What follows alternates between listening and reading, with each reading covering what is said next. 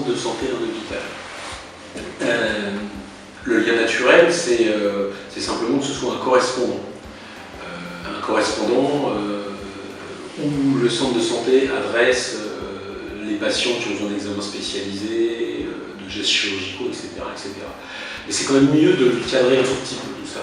Nous, par exemple, ici, et c'est possible à faire dans toutes les villes, je veux dire, à partir du moment où il existe un hôpital de proximité, on a passé des conventions de mise à disposition de praticiens, c'est-à-dire que nos spécialistes aujourd'hui ne sont plus employés par la ville, ils sont employés par l'hôpital.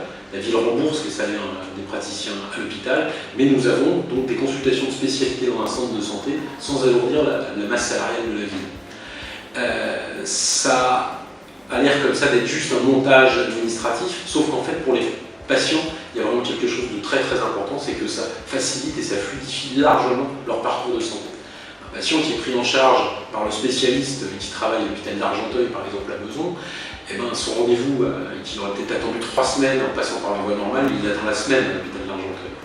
Ça permet aussi d'autres collaborations qui sont des formations des équipes, c'est-à-dire que quand on est conventionné avec un hôpital, on se connaît bien, on travaille ensemble, on a des réunions de concertation, donc on peut former les équipes sur des actes techniques. Nos infirmières, par exemple, peuvent être formées sur des gestes pour la prise en charge des personnes en fin de vie sur l'hôpital en question.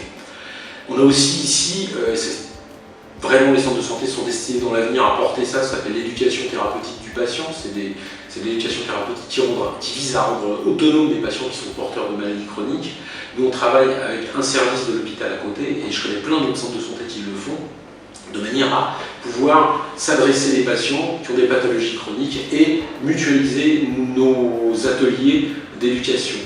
L'hôpital nous envoie du monde, nous envoyons du monde à l'hôpital. Il y a une logique dans tout ça, c'est que l'hôpital, comme nous, travaille en tarif opposable de la sécurité sociale, c'est-à-dire en secteur 1, et qu'il travaille pour le plus souvent en tiers payant. C'est-à-dire qu'un patient qui est pris en charge dans un service public qui est un centre de santé se retrouve à avoir un suivi de prise en charge dans un service public qui est hospitalier. C'est-à-dire que, encore une fois, il y a une homogénéité dans la prise en charge, et pour le coup, en plus, des équipes qui se connaissent, et donc ça fluidifie par rapport au patient de manière absolument exceptionnelle.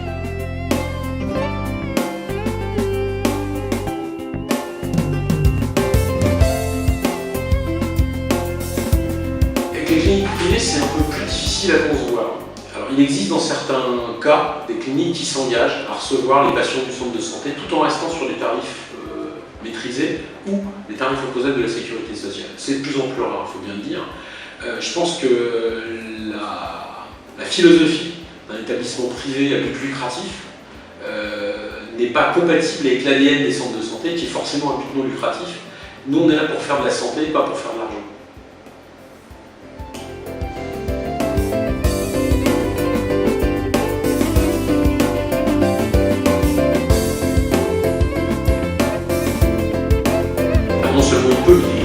C'est important qu'il y ait des liens avec les professionnels libéraux. D'abord parce qu'on travaille sur le même territoire, parce qu'on est amené parfois à prendre en charge les mêmes patients.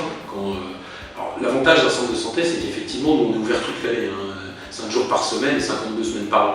6 jours par semaine, pardon, et 52 semaines par an.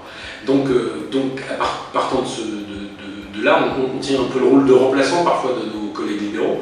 Donc on reçoit leurs patients, donc c'est bien si on a du lien avec eux. Comme je le disais tout à l'heure, pour la prise en charge des patients chroniques, dans les ateliers d'éducation thérapeutique du patient, les libéraux n'ont pas le temps de mettre ça en place, ils n'ont pas les équipes dimensionnées pour, donc c'est souvent sur les centres de santé qu'ils renvoient leurs patients pour ce type de prise en charge. Certains centres de santé sont aussi des lieux de prélèvement et de laboratoire, où parfois c'est la seule offre de spécialistes sur la ville, donc les libéraux travaillent bien volontiers avec les centres de santé. Aujourd'hui, on a quand même intérêt à travailler ensemble, compte tenu de la démographie médicale qui est devenue catastrophique, on a intérêt à se parler et à essayer de travailler ensemble.